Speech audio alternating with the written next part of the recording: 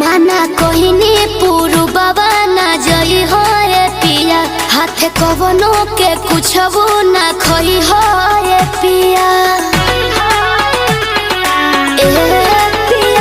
माना कहनी पुरु बाबा ना जई हो रे पिया, हाथे कवनो के कुछ वो ना खई हो रे पिया।